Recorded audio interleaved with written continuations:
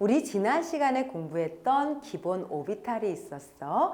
그 오비탈을 이용해서 오늘은 전자배치라는 걸 실제로 해볼까 해. 그래서 오비탈을 살짝 확인을 하면서 여기에다가 전자배치를 실제로 해보자. 보어의 원자 모형의 이야기, 그리고 현대 원자 모형인 오비탈의 이야기를 함께 묶어서 정의를 해보면 어떻게 될까? 바로 에너지 준위를 표시하는 그래프를 그려줄 수가 있겠지? 그래서 가장 에너지 값이 낮을 때 N은 1이라는 1번 껍질의 에너지 준위, 그리고 그 다음은 N은 2라는 2번 껍질의 에너지 준위, N은 3, N은 4 이렇게 껍질이 늘어나면서 에너지 준위도 변하는 것을 확인해 줄 수가 있다. 여기에 오비탈이라는 걸 첨가를 하면 1번 껍질에 들어있는 오비탈은 1s, 2번 껍질에 들어있는 오비탈은 2s와 2p, 3번 껍질에 들어있는 오비탈은 3s, 3p, 3d, 그리고 4번 껍질에 들어있는 오비탈은 4s부터 여러 개 이렇게 들어있겠지. 실질적으로 여기에다가 전자를 하나하나 배치를 한다면 말이야. 우리는 당연히 이 전자 배치의 기준이라는 게 있다는 거지. 어떻게 되는 거겠니? 바닥 상태로 전자 배치를 하겠다라고 하는 게 가장 기준이 되는 거야. 왜냐하면 전자를 들뜬 상태로 표현을 한다면 이 전자가 무한대의 전자의 에너지 준위 중 어디에 있을지 아무도 예측할 수가 없거든. 그래서 우리는 기준을 바닥 상태라면 이라는 전제하에 전자 배치를 시작을 해보려고 해. 그러면 첫 번째 내가 여기에 해보고 싶은 전자 배치는 수소 원자의 전자 배치다라고 한번 해볼까? 수소 원자라고 하는 것은 원자 번호가 바로 1번. 그래서 전자가 들어있는 것도 하나. 당연히 이 하나의 전자 배치를 바닥 상태로 만든다면 1s라고 하는 공간에 전자가 들어가겠지. 만약 얘한테 내가 에너지를 넣어줘서 들뜬 상태로 만든다면 어떻게 될까? 1s를 벗어난 나머지 공간들 2s, 2p, 3s, 3p 뭐 이런 식으로 4s까지 계속 올라갈 수가 있을 거야. 당연히 위로 올라갈수록 에너지 값은 커지겠지? 그래서 우린 이 에너지로 비교를 해서 얘네들에 들어갈 수 있는 에너지들을 표로 만들어서 이야기를 해줄 수가 있겠어. 자, 순서로 정해보자. 1s보다 더 에너지가 큰 게 당연히 누구일까? 그러면 2s 그리고 2p가 되겠네. 수소는 전자가 하나뿐이므로 하나에 있는 전자가 2s에 있건 2p에 있건 이 에너지 값이 달라질 이유가 없어. 왜? 전자 사이에 반발력이라는 게 없기 때문이지. 그래서 2s와 2p 사이는 아무런 상관이 없으므로 에너지 준위를 같다라고 표현하고 2s와 2p 중 어디에도 있을 수가 있다라고 표현을 해. 그럼 2s, 2p보다 에너지가 조금 더 큰 쪽은 누구냐? 바로 3s, 3p, 3d가 될 것이고 그보다 더 큰 쪽이 4s 이런 식으로 늘어나게 되겠네. 그래서 수소는 이렇게 표시를 할 건데 수소가 아닌 다전자 원자는 어떻게 될까? 이게 특징이야. 다전자 원자의 전자 배치는 이라고 하는 것을 보면 지난 시간에 배웠던 오비탈을 조금 더 확인을 해보려고 해. 자, 첫 번째 s오비탈이라고 하는 것은 오비탈, 즉 공간적 방이 하나 있는 아이라고 했고 이곳에 전자는 몇 개씩 들어갈 수 있느냐? 최대로 넣을 수 있는 게 2개씩 들어갈 수가 있다. 그럼 여기에 전자가 2개가 들어가니 1번 껍질에 전자는 최대 2개가 가능하구나 이렇게 표현을 할 수가 있겠지. 그럼 2번 껍질로 가면 어떠할까? 2번 껍질로 가면 S라고 하는 곳은 오비탈이 하나짜리, P라고 하는 건 오비탈이 3개짜리. 그러면 ES에 들어갈 수 있는 최대 전자의 수는 2개. 그런데 이 P에 들어갈 수 있는 최대 수용 전자의 수는 6개로 바뀌게 되는 거지. 전자가 많이 들어가면 많이 들어갈수록 어떻게 될까? 전자 사이에서는 분명히 서로 간에 마이너스 전하인 전자들이라서 서로 반발을 하면서 멀어져 있으려고, 그래서 안정되게 있으려는 노력이 있을 거란 말이야. 그러면 이 P가 아무래도 전자가 많이 들어간 다전자의 경우에는 ES보다 P가 전자 반발력이 조금 더 크기 때문에 똑같은 껍질의 위치에 같이 있는 게 아니라 ES가 살짝 아래, P가 살짝 위에 있게 될 거야. 맞나? 그래서 같은 껍질이더라도 수소의 경우에는 같았었는데 다전자가 되면 에너지가 약간씩 차이가 생기기 시작을 할 거고, 그 차이에 의해서 에너지 값이 낮은 애부터 순서대로 배치를 하게 된다면 같은 껍질 안에서도 오비탈에는 순서를 가지게 될 거야. 그래서 한번 하게 되면 1s 다음으로 에너지가 조금 큰 것은 당연히 1과 2 사이는 물론 많이 클 수도 있겠지만 이 안에선 2s라고 하는 애가 에너지를 크게 갖게 되겠지. 근데 2s보다 이 P가 전자 반발력으로 조금 더 바깥쪽으로 벌어져 있기 때문에 요거보다 살짝 올라가는 단계가 되니 이 P의 에너지가 조금 더 크다라고 표현을 할 수가 있겠어. 같은 경우로 3s, 3p, 3d도 비교를 해볼 거야. 3s는 오비탈이 하나니까 전자는 2개 들어간다. 자, 3p는 2p와 마찬가지로 오비탈이 3개니까 전자가 6개가 들어갈 거야. 3D는 여기서 추가로 축이 2개가 더 늘어나니까 5개의 오비탈을 가지게 되고 그 안에 전자는 10개가 들어있겠지. 그리고 4S로 가면 다시 오비탈이 하나로 바뀌게 돼. 이때 3D에 들어있는 전자들이 10개나 되면서 이 10개의 전자가 서로 반발을 하기 시작을 하면 어떻게 됐느냐?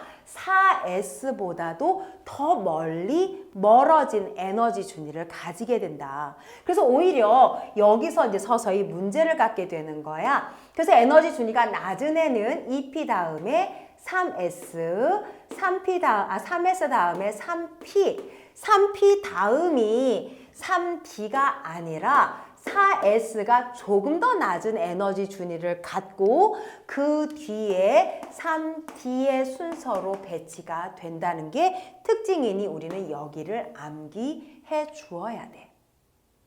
자, 실질적으로 전자 배치를 진행을 해보면서 확인을 한번 해볼까? 먼저 수소라고 하는 애를 보면 수소는 원자 번호 1번. 그럼 전자도 하나 들어있겠지? 안쪽부터 가장 에너지가 낮은 애부터 채워보자. 그래서 1s 오비탈에 전자 하나. 그래서 1s에 하나라고 표현을 할 거야. 가장 바깥쪽 껍질에 해당하는 가장 마지막 오비탈을 그림으로 그리고 그 안에 전자가 배치되는 그림을 한번 확인해 볼까 해. 그래서 s 오비탈에 전자가 하나 들어있다. 이렇게 우리는 표시를 한다. 두 번째, 이 원자 번호 2번이면 우리는 헬륨이라고 하겠지. 전자가 2개야. 안쪽부터 전자를 채워가며 하나의 오비탈마다 전자는 2개씩 들어갈 수가 있으니까 1s에 전자 2개가 들어있는 전자 배치를 갖게 되겠네.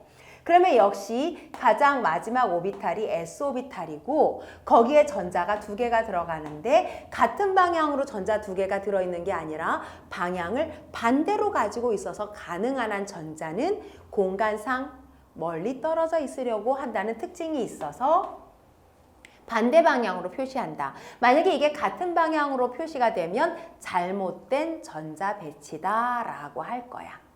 자, 원자 번호 3번인 리튬으로 가볼게. 전자가 3개지? 그러면 에너지가 낮은 애부터 넣어서 1s에 2개. 전자가 하나 남았어. 그러면 그 다음 에너지 순위인 2s의 전자가 하나가 들어가게 되겠네. 그러면 역시 s 오비탈이 마지막 모양의 오비탈이 되고 그 오비탈의 전자가 하나가 들어있는 형태를 취하게 된다. 이해가 됐어? 자, 여기에 우리가 하나 더 표시를 하면 홀 전자수라는 걸 셀 수가 있어. 홀 전자수라는 건 오비탈 안에 전자가 하나 들어있는 전자의 수를 센다는 거겠지. 그러면 수소는 여기 s 오비탈에 전자가 하나 있으므로 홀전자 수가 1개라고 얘기를 할 것이고, 헬륨은 2개가 꽉 차 있으니 홀전자가 없어서 0개. 그러면 리튬은 다시 이 s 오비탈에 전자가 하나가 남았으니 1개, 이런 식으로 표현을 쓰게 될 거야. 자, 4번도 한번 해볼게. 4번은 베릴륨이 되겠다. 4번에서의 전자 배치를 하면 1s에 2개, 2s에 2개 전자가 모두 채워졌지? 역시 s 오비탈이 마지막이 되고 거기에 전자 2개가 반대 방향으로 이렇게 들어가 있게 되겠군. 그때 홀전자의 숫자는 0개 이렇게 표현을 하게 된단 말이야. 자, 여기서 계속 진행을 해서 추가로 더 해보면 원자 번호 5번인 붕소는 전자가 5개가 들어가니 1s에 2개, 2s에 2개를 넣고도 전자가 하나 남아. 그러면 그 남는 전자는 다시 그 다음 에너지의 순번인 2p로 넘어가겠지. 그래서 2p의 1개가 될 것이고, p라고 하는 오비탈로 그림을 그려주면 p는 자, 오비탈이 3개짜리로 이루어져 있는데 그 중에 전자가 하나 들어가 있다라고 표현을 쓰는 거야. 그래서 홀전자의 개수는 바로 1개라고 이름을 붙여줄 수가 있다는 거지. 그 다음 원자 번호는 6번인 탄소가 되겠어. 자, 탄소의 전자 배치를 한번 해보면 1s에 2개, 2s에 2개, 전자가 총 4개가 들어갔네. 2개가 더 들어가야 하니 2p에 2개를 넣을 거야. 그러면 역시 p 오비탈이 가장 마지막 오비탈이니까 3개짜리 오비탈을 그려주고 여기에 전자 2개를 넣을 건데 이 전자 2개를 하나에다가 동시에 넣을 거냐라고 하면 그렇지 않다는 거야. 전자는 가능하면 이 공간상 각각 떨어져 있어서 안정되게 있으려고 하는 경향이 있기 때문에 앞쪽에 하나, 뒤쪽에 하나를 넣어줄 거지. 물론 이 순서는 꼭 이렇게 넣지 않고 하나를 건너뛰고 넣어도 상관은 없다. 그래서 이때 홀 전자의 개수는 2개로 늘어나게 된다. 이해가 됐습니까? 자, 이렇게 전자 배치를 하는데 몇 가지 규칙이 있다. 우리가 챙겨야 하는 첫 번째 규칙은 바로 안쪽 가장 에너지가 낮은 애부터 전자를 채워 넣어야 한다가 있기 때문에 이것을 싸움의 원리. 두 번째, 전자는 같은 방향을 보고 2개가 들어갈 수가 없다. 반드시 전자는 반대 방향으로 표시하자. 파울리의 베타 원리. 마지막으로 전자가 하나의 오비탈에 여러 개 들어가야 될 경우 가능하면 P부터 방향이 여러 개 있는 오비탈일 때 홀전자 수가 많도록 넣으면 좋겠네 라고 하여 훈트의 홀전자 규칙, 이 규칙을 맞추어서 전자 배치를 진행해 주어야 합니다. 예를 들어서 우리가 11번의 나트륨도 한번 전자 배치를 해보도록 할까? 자, 여러 하나의 전자니까 순서대로 싸움을 하면 1s에 2개, 그 다음에 넣는 것은 당연히 2s에 2개, 그 다음은 2p에 6개, 총 10개의 전자가 들어가고 아직도 전자가 하나가 남았어. 그러면 2p 다음은 누가 되겠니? 넘어가서 바로 3s에 하나 이런 식으로 들어가는 거지. 그러면 가장 마지막 오비탈은 s 오비탈, 거기에 전자는 하나가 들어있다. 홀전자 수는 1개라고 표현을 쓸 거야. 똑같은 홀전자 수 하나짜리를 하나 더 볼게. 19번의 칼륨을 보도록 해볼까? 칼륨은 전자가 19개. 그러면 1s에 2개, 2s에 2개, 2p에 6개에서 총 전자가 10개가 들어갔어. 9개를 더 넣어줘야 되겠지? 그래서 3s에 2개, 그 다음 3p에 6개. 총 8개가 더 들어갔네. 이제 하나 남은 거야. 그 하나를 3p 다음으로 에너지가 살짝 큰 4s부터 넣어야 한다는 거지. 그래서 4s에 하나가 들어가게 된다. 역시 s로 끝났으니까 하나짜리 오비탈의 전자가 하나 들어있는 홀전자 하나짜리가 될 거야. 자, 이것을 가지고 우리 이렇게 읽는 것도 한번 해볼까? 예를 들어서 리튬이다 그러면 우리는 어떻게 하니? 앞에 써 있는 주 양자수 중 가장 크기가 큰 양자수가 얘가 들어있는 주기를 결정한다 라고 말하고 그 안에 들어있는 총 전자의 수가 족을 결정한다 라고 말할 수 있어. 그래서 리튬은 주 양자수가 2번이므로 이 주기에 들어있는 전자수가 하나이기 때문에 일족 원소다라고 이름을 붙일 거야.